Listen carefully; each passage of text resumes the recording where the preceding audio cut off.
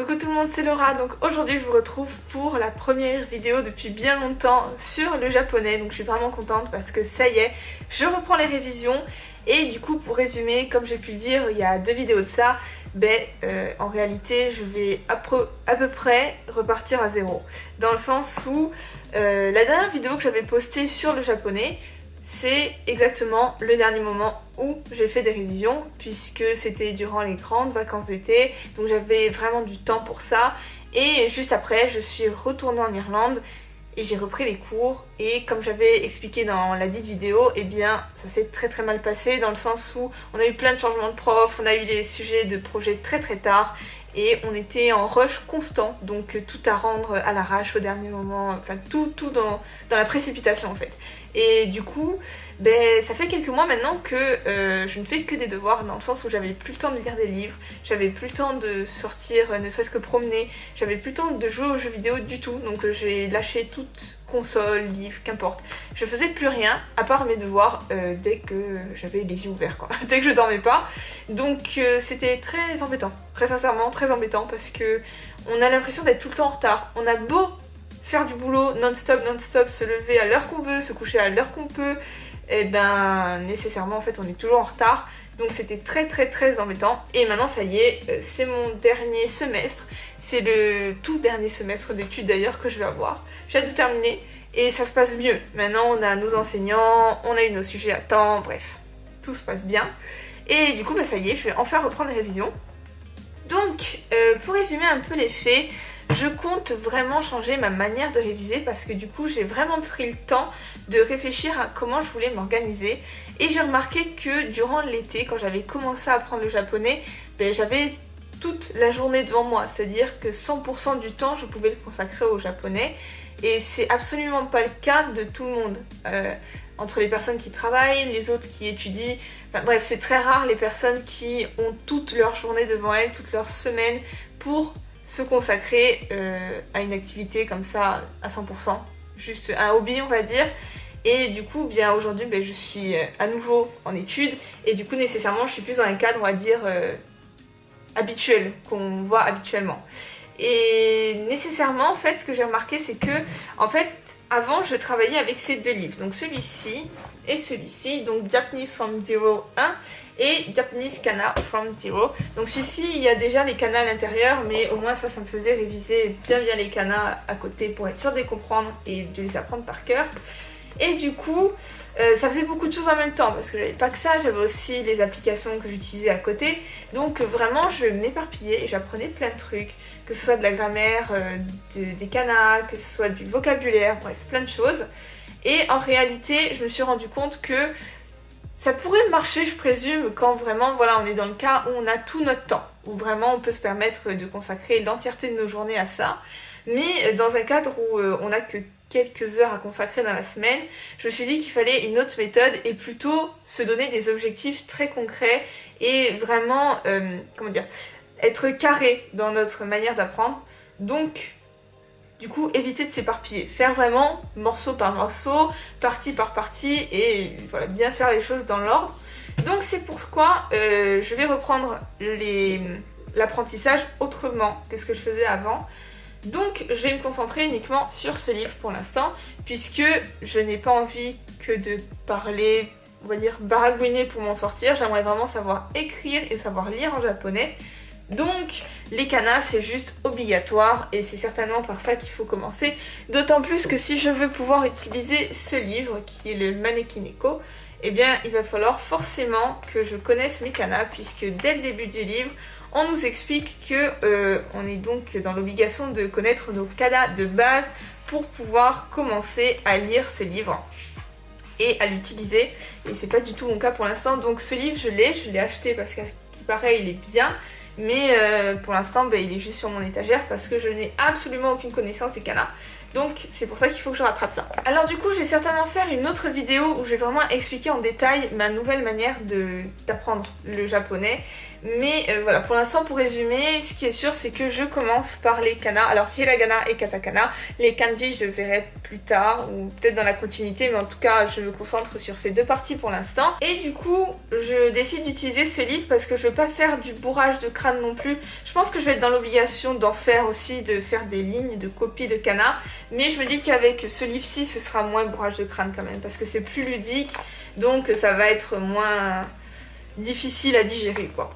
Donc du coup le matériel principal que je vais utiliser c'est ce livre-ci avec un cahier d'écriture, hein, tout ce qu'il y a de plus bête pour copier les lignes de kana. Donc j'espère les apprendre relativement vite. D'ailleurs je pense par la suite faire une vidéo lorsque j'aurai appris mes kana, donc peut-être d'ici un mois, peut-être plus, 7 mois, on verra du coup. Faire une vidéo pour vous dire quelle a été la méthode qui a fonctionné en fait avec moi pour apprendre les kana. Donc je vais peut-être en essayer plusieurs, j'ai commencé à trifouiller le net avec les différentes méthodes qui puissent exister et je les testerai sur moi et je vous dirai ce qui aura fonctionné sur moi, peut-être ne serait-ce que pour vous donner les différentes idées que j'ai pu trouver, les différentes méthodes, parce que c'est vrai qu'il en existe plein et selon notre manière de retenir les choses, on a différents types de mémoire.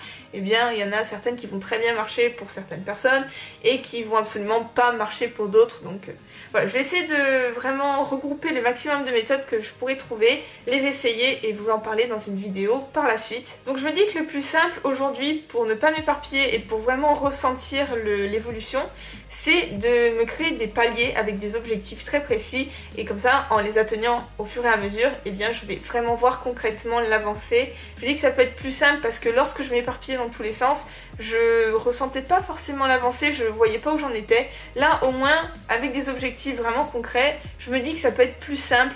Donc je vais avoir une ligne de directive donc à suivre, déjà dans un premier temps, et dans un second temps je pense que même psychologiquement, voir qu'on arrive à valider des choses et à les terminer, ça aide je pense, et ça pousse à en faire plus. Donc voilà, je verrai, mais pour l'instant je me table là-dessus. Mais sincèrement je pense que c'est la méthode qui marchera le mieux parce que cet été vraiment j'apprenais beaucoup trop de choses en même temps et c'était pas forcément très facile à retenir.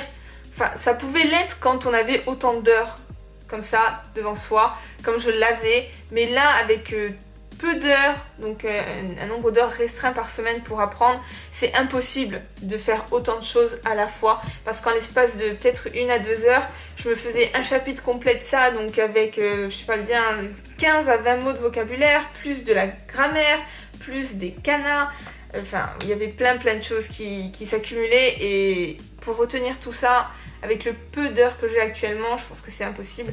Donc le mieux encore à faire, c'est vraiment d'y aller par étapes. Du coup voilà, je voulais vraiment vous faire une vidéo juste pour vous parler, vous dire où j'en étais et ce que j'allais faire à partir de maintenant, puisque ça y est, je reprends les révisions. Donc là, je fais cette vidéo et juste après, en fait, je vais attaquer le livre. Et qu'est-ce que j'allais dire? Oui, pour ce qui est donc de l'apprentissage, j'ai quand même appris quelques trucs cet été et pour l'instant, je considère que je les ai complètement oubliés parce que je les ai absolument pas revus depuis.